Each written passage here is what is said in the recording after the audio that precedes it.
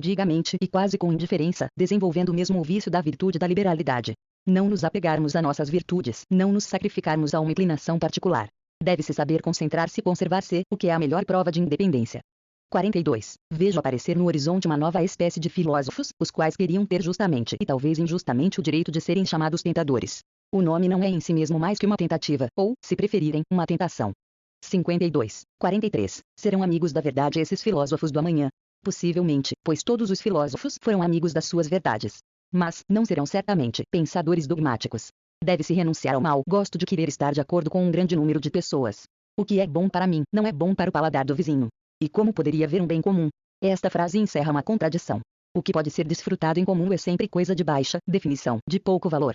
Enfim, as grandes coisas estão reservadas para os grandes espíritos, os abismos para os espíritos profundos, as delicadezas e os calafrios reservados aos refinados, numa palavra as raridades para os raros. 44. Depois de tudo que disse terei necessidade de dizer que também serão espíritos livres os filósofos do porvir, que serão algo mais elevado, radicalmente diferente, que não quer ser nem desconhecido nem confundido. Ao dizer isso me sinto obrigado com eles e conosco, espíritos livres, que somos seus mensageiros e precursores, a afastar deles e de nós um velho e estúpido preconceito, um mal-entendido absurdo que nublou durante muito tempo a noção do espírito livre. Para falar sem meias palavras, são niveladores, desses que se chamam erroneamente livre-pensadores, escravos a serviço do gosto democrático, homens privos de solidão, de uma solidão que lhes seja própria, são, enfim, ridiculamente superficiais, sobretudo por sua tendência fundamental de ver nas formas da antiguidade a causa de toda a miséria humana. Sua aspiração é a felicidade do rebanho, as verdes pastagens, a segurança e o bem-estar. As duas cantilenas que repetem até o cansaço são a igualdade dos direitos e a compaixão relativamente a todo ser que sofre. Consideram que o sofrimento é algo que deve ser 53. Exterminado. Nós vemos as coisas a partir de um ponto de vista oposto a este, e nosso espírito está aberto diante deste problema. Em que condições e em que forma a planta humana desenvolveu-se mais vigorosamente até agora? Acreditamos que isto se produziu sempre em condições completamente opostas, que foi necessário que o perigo que acicata a vida humana crescesse até a enormidade. Acreditamos que a insensibilidade, o perigo, a escravidão, que se encontram sempre na rua e nos corações, a clandestinidade, a austeridade, toda classe de bruxarias, tudo o que é mau, terrível, tirânica, tudo o que existe no homem de animal predador ou de réptil, é da mesma forma que seu oposto, útil para elevar o nível da espécie humana. E com isto não dizemos o bastante. O que devemos dizer e calar aqui Rim coloca contra a teologia moderna e contra todos os desejos do rebanho. E que há de surpreendente se nós, espíritos livres, somos infimamente comunicativos. Se nós, em nenhuma forma e nem sob nenhum aspecto, não nos preocupamos em descobrir de que o espírito deve livrar-se e ao que deve lançar-se depois, e quanto à fórmula que implica grande risco, além do bem e do mal, tem utilidade para nós pelo menos para indicar que somos algo distinto dos livre-pensadores, ainda que se os designe em francês, italiano ou alemão, segundo o gosto desses extravagantes defensores das ideias modernas, tendo estado em muitas paragens do espírito, como em casa ou em hospedagem, fugidos sempre dos redutos obscuros e agradáveis em que preferências e preconceitos, juventude, origem, acaso de homens e livros ou mesmo fadigas de peregrinações pareciam reter-nos, cheios de molícia face às atrações da dependência. Nós temos afastado o servilismo implicado pelas honras, dinheiro, cargos públicos ou a arrebatação dos sentidos, com certo agradecimento à desgraça e às enfermidades, agradecidos a Deus, ao diabo, à ovelha e ao inseto que se reúnem em nós, com uma curiosidade que raia a enfermidade.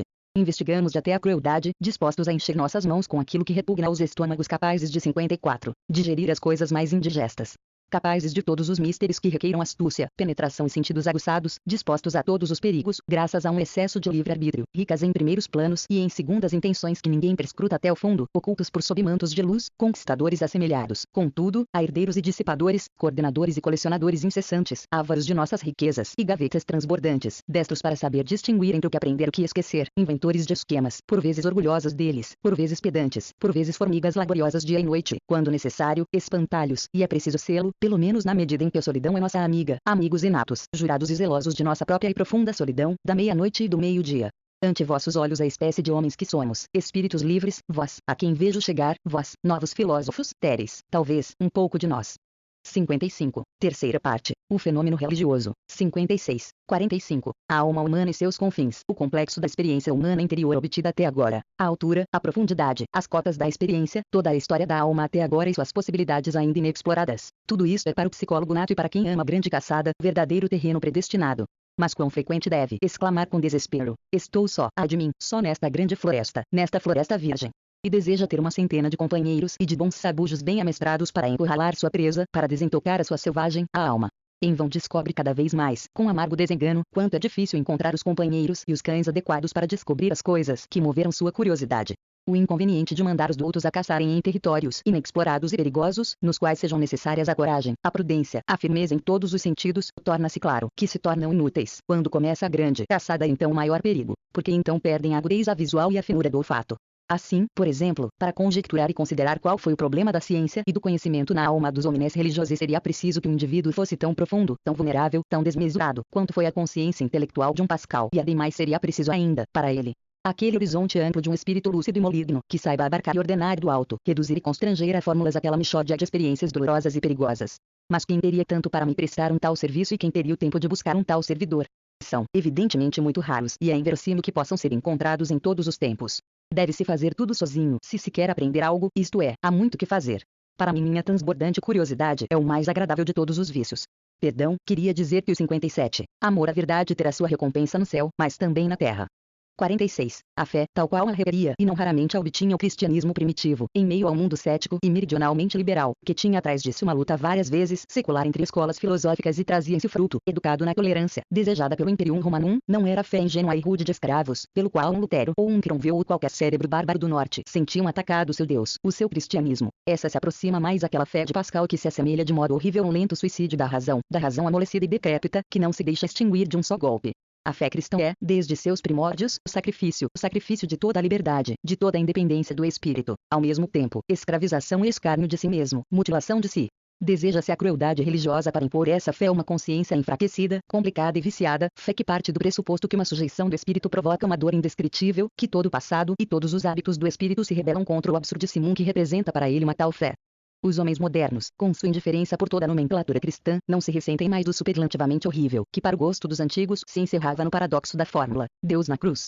Mas em nenhum outro lugar se encontrou até agora tamanha ousadia na inversão de ideias, nada de tão terrível, de tão interrogativo e de discutível como aquela fórmula. Prometia uma revolução total de todos os valores antigos.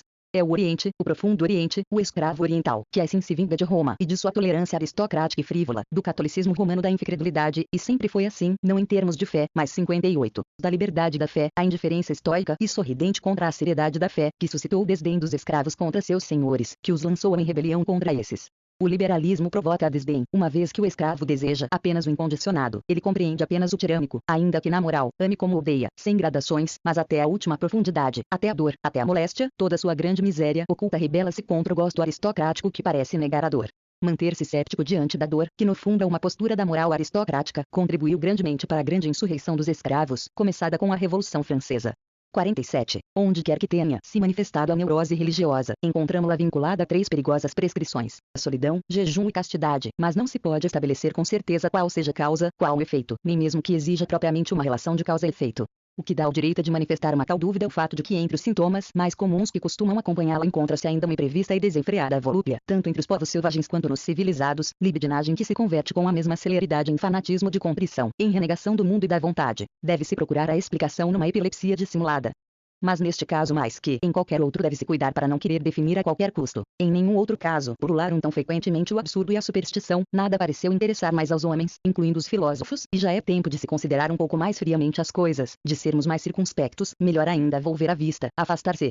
Mesmo na filosofia mais recente, na de Schopenhauer, encontra-se, quase como um problema em si, esta angustiosa 59, questão da crise do despertar da religião. O impacto das perguntas: como é possível negar a vontade? Como é possível o santo? Parece que estes problemas fizeram de Schopenhauer um filósofo e foram a origem de sua filosofia.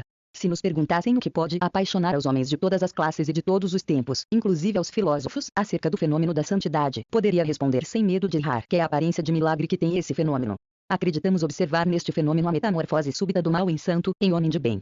E, por consequência nitidamente Schopenhaueriana, seu discípulo mais convicto, ainda que último, pelo menos para a Alemanha, isto é, Richard Wagner, coroou a obra da própria vida com a apresentação daquele tipo horrível e eterno sob os despojos de Kundry, Tipiveco, em carne e osso, no mesmo instante em que psiquiatras de quase toda a Europa tinham bom motivo de estudá-lo de perto, onde a neurose religiosa, ou como eu a chamo a mania religiosa, tinha seu último foco epidêmica disfarçado com a portada da saúde. A psicologia naufragava contra esse escolho, não seria porque tivesse se colocado sob o domínio da moral, porque ela mesma acreditava nas oposições morais dos valores e porque introduzia nos textos e nos fatos uma versão errônea, uma interpretação. Como? Por acaso o milagre é apenas uma falha de interpretação, uma falta de filologia? 48. Parece que as raças latinas sentem mais intimamente seu catolicismo do que nós pessoas do norte, e consequentemente a incredulidade nos países católicos deve significar qualquer coisa de muito distinta daquela dos países protestantes, porque equivale a uma espécie de revolta contra o espírito da raça, enquanto para nós denota um retorno ao espírito, ou a falta de espírito, da raça. Nós, do norte, somos 60, provenientes, indubitavelmente,